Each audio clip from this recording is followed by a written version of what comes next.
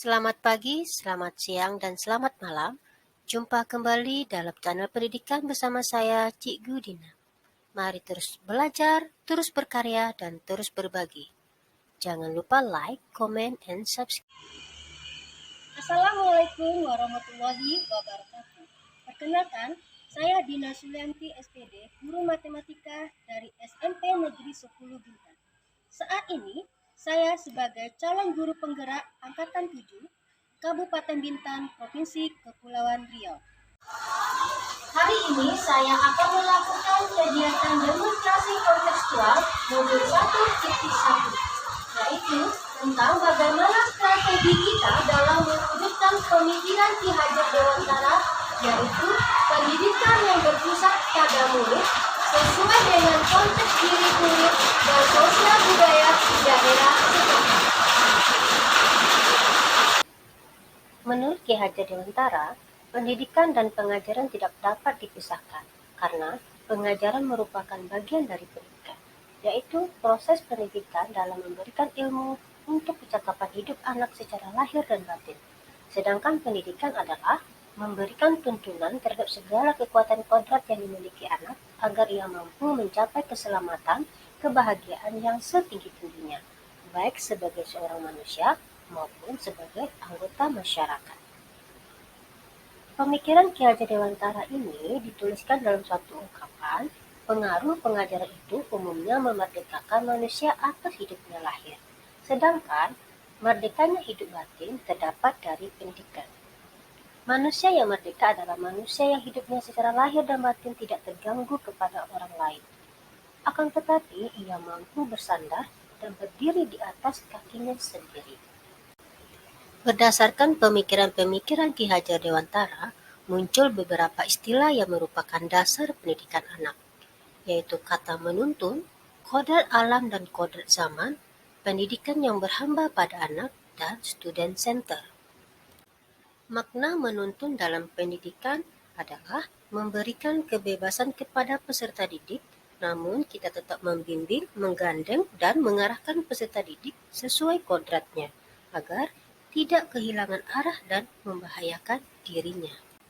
Seperti yang sama-sama kita ketahui, sosial budaya membantu seseorang untuk mengetahui perannya sebagai individu dan tanggung jawab dirinya terhadap kelompok, sehingga dapat membentuk atau mengarahkan karakter anak yang bertujuan menghindari dari pengaruh-pengaruh buruk. Jadi, makna kata menuntun dalam konteks sosial budaya di daerah setempat adalah suatu usaha yang dapat dilakukan untuk membawa seseorang kepada suatu hal yang baik untuk hidup di masyarakat. Usaha yang dilakukan bisa memberikan arahan atau pengajaran yang harus benar-benar dilakukan secara sungguh-sungguh sehingga bisa membuahkan hasil atau cakap dalam hidup bermasyarakat.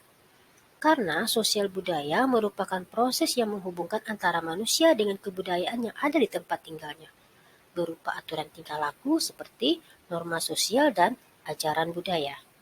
Nah, di sekolah kami sengaja menempelkan berupa nasihat sehat yang kami sajikan dalam bentuk pantun, salah satunya, jangan banyak makan jeroan, nanti bisa jadi bumerang, jadi orang jangan sok jagoan, tiada guna membuli orang. Nah, ini adalah kita memperlakukan bahwa sikap bullying itu tidak baik. Kemudian, waktu pagi ayam berkokok, menandakan hari hendaklah siang. Elok berhenti menghisap rokok, sebelum nyawa Anda melayang. Nah, ini juga nasihat yang kita berikan kepada anak-anak laki supaya tidak merokok. Dan banyak hal yang lainnya. Dan kegiatan yang lain kita bisa arahkan anak-anak untuk melakukan ke arah minat dan bakatnya seperti tarian daerah. Istilah berikutnya adalah kodrat alam dan kodrat zaman. Kodrat alam berhubungan dengan sikap atau bentuk, yang diartikan sebagai lingkungan alam tempat peserta didik berada, baik dipengaruhi oleh kultur budaya maupun kondisi alam geografisnya. Seperti contoh, intonasi bicara penduduk di daerah pantai tentu berbeda dengan penduduk di daerah pegunungan, dan begitu juga dengan di daerah perkotaan. Namun, kita harus menyadari bahwasanya masing-masing anak-anak berbeda. Mereka memiliki keunikan tersendiri, karena setiap anak sudah membawa sifat dasar atau karakternya masing-masing. Sedangkan guru harus menghormati, memperlakukan murid sebaik-baiknya sesuai kodratnya. dengan cara menuntun agar muncul sifat-sifat baiknya sehingga dapat menutupi sifat-sifat jeleknya. Kodrat zaman berhubungan dengan isi atau irama, yang diartikan perubahan dari waktu ke waktu. Pendidikan adalah perubahan yang disesuaikan dengan zamannya. Guru membekali keterampilan kepada siswa sesuai zamannya, agar mereka bisa hidup, berkarya, dan menyesuaikan diri dengan lingkungannya. Oleh sebab itu, guru haruslah bersifat terbuka atau bersikap terbuka dan mampu menyesuaikan penggunaan strategi, metode, teknik pembelajaran, media yang mampu melayani berbagai gaya belajar baik audio, visual, dan kinestetik, serta menyesuaikan dengan kearifan budaya lokal yang dibutuhkan oleh masyarakat. Istilah yang tidak kalah pentingnya adalah pendidikan yang berhamba pada anak. Berhamba di sini bukanlah menjadi budaknya anak, namun dalam arti kata kita mementingkan kepentingan anak di atas segalanya. Dalam pendidikan yang diartikan pendidikan berpihak pada anak. Tugas guru yaitu melayani mereka dengan segenap hati, mengenal dan memahami karakter anak, memberikan teladan, membangun semangat, memberikan dorongan bagi tumbuh kembangnya anak, agar menjadi pribadi yang terampil, berakhlak mulia, dan bijaksana, sehingga mereka mencapai kebahagiaan dan keselamatan. Istilah yang terakhir adalah student center atau pendidikan yang berpihak pada murid. Menurut Ki Hajar Dewantara, pendidikan yang berpihak pada murid yaitu pendidikan yang menitik beratkan peserta didik sebagai prioritas utama yang harus dilayani. Setiap anak memiliki kemerdekaan untuk belajar sesuai dengan keinginan dan kemampuan alami yang terbentuk dalam diri anak untuk tumbuh dan berkembang. Pendidikan juga memperhatikan minat, bakat, dan kemampuan yang dimiliki anak agar jiwanya merdeka lahir dan batin. Implementasinya di sekolah selama pembelajaran aktivitas lebih didominasi dengan kegiatan yang dilakukan oleh siswa. Pada awal pembelajaran, guru hanya membuka, menyampaikan kompetensi dan tujuan pembelajaran. Selanjutnya, siswa melalui diskusi kelompok memahami materi, melakukan percobaan, dan mempresentasikan hasil diskusi kelompok mereka. Sedangkan guru hanya membimbing dan mengarahkan pembelajaran, bahkan di akhir pembelajaran, siswalah yang mengambil kesimpulan atau merefleksi. Saya yakin dan percaya Bapak Ibu sering mendengar ketiga semboyan dari Ki Hajar Dewantara yang dikenal sebagai konsep pendidikan Ki Hajar Dewantara. Namun, apakah kita benar-benar memahami ketiga semboyan tersebut? Yaitu Ingarso Sung Tulodo, Inmadia Mangungkaso, dan Tutnuri Handayani. Mari kita bahas bersama-sama. Ingarso Sung Tulodo artinya di depan menjadi teladan. Seorang pendidik harus dapat memberikan teladan atau contoh. Teladan sendiri menjadi kunci keberhasilan dalam kegiatan belajar, di mana ketika seorang pendidik memiliki sikap yang baik, maka siswa pun akan mengikuti sikap guru tersebut. Maka, guru harus bisa membimbing dan mengarahkan siswa atau muridnya. Semboyan yang kedua adalah Inmadia Mangungkaso, di tengah membangun semangat. Ini dimaknai bahwa pendidik harus mampu membangkitkan semangat murid untuk nantinya berkarya demi kemajuan negara dan bangsa. Fenomena yang muncul pada saat ini adalah anak-anak bangsa yang lebih memilih berkarya di luar negeri menjadi petunjuk bahwa pendidikan yang telah kita tanamkan belum telah cukup untuk membangkitkan semangat mereka untuk berkarya di negeri sendiri. Semboyan yang terakhir adalah Tutnuri Handayani. Artinya, di belakang harus memberikan dorongan, bisa dimaknai bahwa pendidikan harus menjadi tenaga pendorong supaya menghasilkan sumber daya manusia Indonesia yang tangguh, yang siap bersaing di dalam kancah internasional. Inspirasi pembelajaran dari konsep pendidikan Ki Hajar Dewantara yaitu bahwa pendidikan harus berdasarkan asas trikon, kemudian harus dapat menumbuhkan budi pekerti, kemudian pendidik harus bisa bersikap sebagai among, dan pengembangan pendidikan selaras dengan nilai budaya. Filosofi Ki Hajar Dewantara mengenai asas trikon tersebut dapat dikembangkan sebagai sistem tata surya di mana murid digambarkan sebagai planet yang mengorbit pada matahari di dalam garisnya masing-masing. Setiap planet berevolusi dengan kecepatan yang berbeda-beda, namun tak pernah berhenti bergerak. Begitu juga dengan siswa kita. Setiap anak pasti memiliki daya tangkap dan cara belajar yang berbeda-beda. Jadi kita tidak bisa menyamakan antara peserta didik yang satu dengan peserta didik yang lainnya. Asas trikon tersebut yaitu kontinu, konsentris, dan konvergen. Kontinu artinya pendidikan di Indonesia mesti dilakukan secara terus-menerus dan berkelanjutan. Konsentris artinya untuk mengembangkan pendidikan di Indonesia harus sesuai dengan kebudayaan serta nilai-nilai luhur bangsa yang ditanam dalam generasi muda. Pendidikan dan kebudayaan adalah suatu kesatuan. Ki Hajar Dewantara berkeyakinan bahwa untuk menciptakan manusia Indonesia yang beradab, maka pendidikan menjadi landasan pembentukan peradaban bangsa. Sedangkan asas trikon yang terakhir adalah konvergen, artinya perkembangan manusia dapat ditentukan oleh pembawaan dan lingkungan. Teori ini memadukan antara pembawaan sejak lahir dengan pengaruh lingkungan yang diistilahkan dengan faktor dasar dan faktor ajar. Konsep yang kedua yaitu menumbuhkan budi pekerti. Kita tahu bahwa budi pekerti atau watak atau karakter merupakan perpaduan antara gerak, pikiran, perasaan, dan kehendak atau kemauan, sehingga menimbulkan tenaga. Budi pekerti perpaduan antara daya cipta atau kognitif, karya atau afektif sehingga menciptakan suatu karya atau psikomotor. Konsep yang ketiga adalah guru dapat bertindak sebagai among.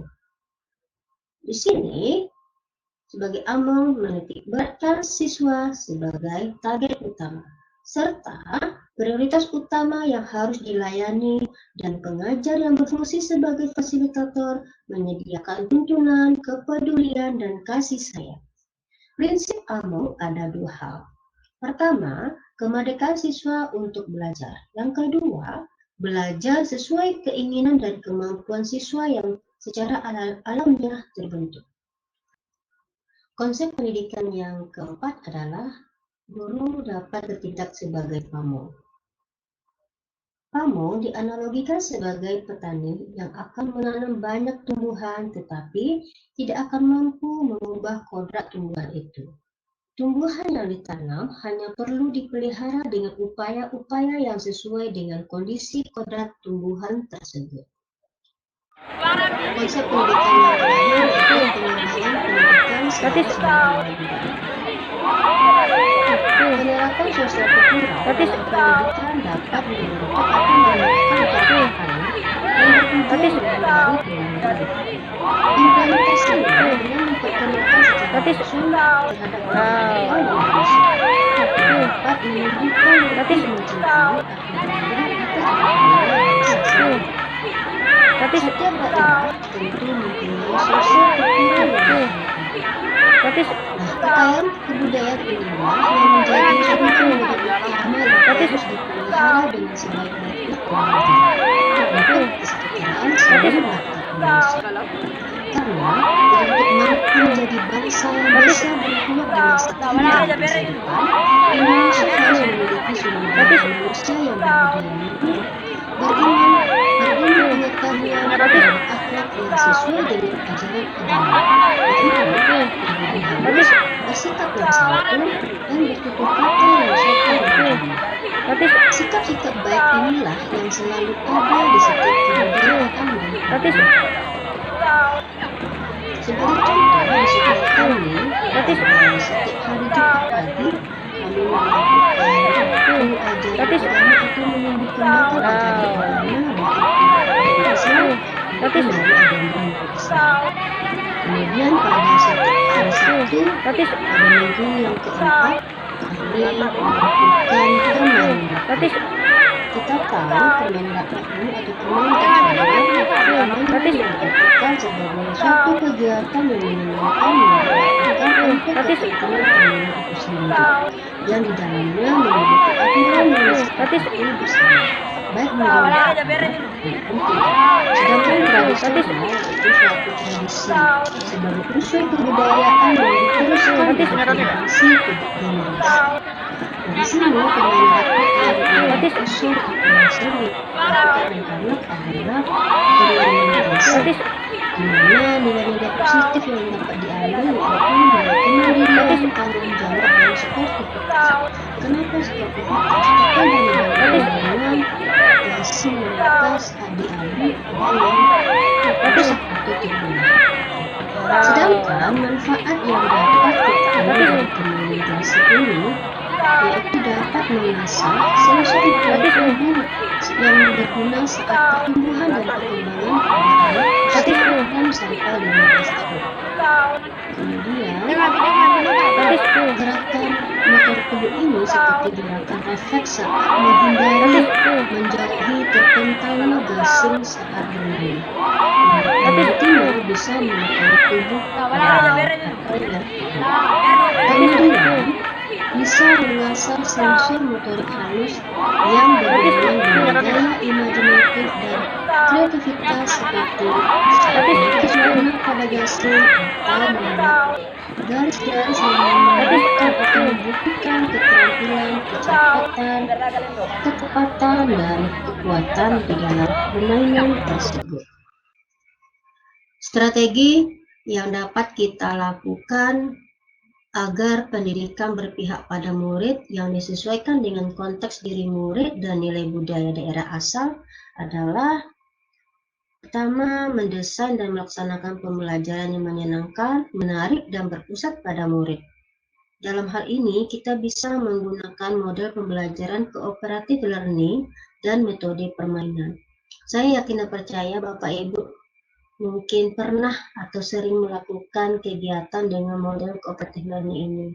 Namun, terkadang karena situasi dan kondisi, kita tidak bisa melakukan kegiatan ini secara terus-menerus dan kita perlu menyelipkan atau melakukan metode permainan karena kita tahu bahwa anak tersebut suka bermain. Kemudian, setelah kita mendesain model pembelajaran, kemudian kita harus meyakinkan mereka bahwa mereka itu mampu belajar mandiri, tentunya dengan sering melakukan literasi terlebih dahulu. Kemudian kita memberikan pertanyaan-pertanyaan yang bersifat terbuka, sehingga mereka mampu mengungkapkan sesuai pemikiran dan ide mereka berdasarkan literasi yang mereka lakukan. Kemudian kita sebagai guru harus menyesuaikan model pembelajaran dengan karakteristik atau karakter masing-masing peserta didik kita. Dan strategi yang berikutnya adalah kita dapat menebalkan laku peserta didik kita dengan mengajarkan budi pekerti, yaitu dengan melaksanakan pembiasaan-pembiasaan dalam kegiatan keagamaan, gotong royong, kemudian menumbuhkan sikap sopan santun, disiplin, dan kreatif pada siswa. Kemudian kita juga mengenalkan budaya daerah setempat dengan menjadikan suatu kegiatan rutinitas di lingkungan sekolah kita agar anak kita benar-benar mencintai dan mengenal budaya mereka sendiri sehingga budaya kita tidak hilang dimakan waktu. Kemudian yang langkah terakhir yang perlu kita lakukan atau strategi yang terakhir yang kita lakukan menurut saya yaitu kita selalu berkoordinasi antara pihak sekolah, orang tua, dan masyarakat.